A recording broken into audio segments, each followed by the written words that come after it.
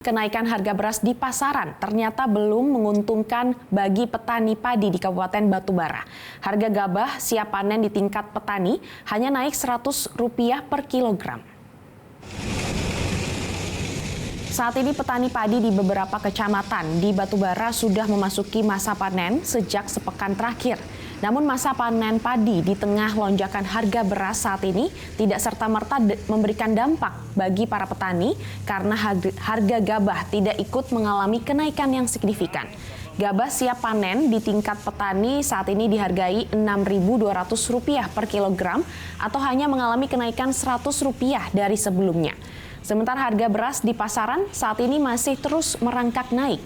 Beras kualitas medium saat ini sudah dijual dengan kisaran harga Rp15.000 hingga Rp16.000 per kilogram. Petani berharap agar harga gabah bisa menembus Rp7.000 sehingga bisa menutupi tingginya biaya produksi terutama untuk pupuk dan obat-obatan.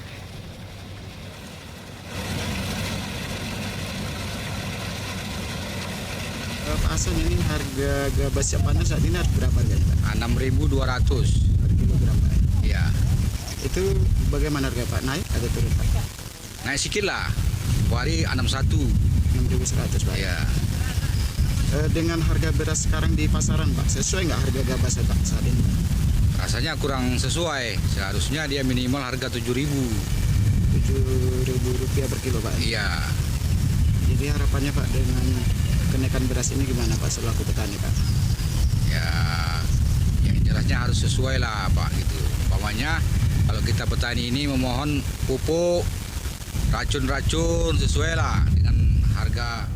Jelajahi cara baru mendapatkan informasi. Download Metro TV Extend sekarang.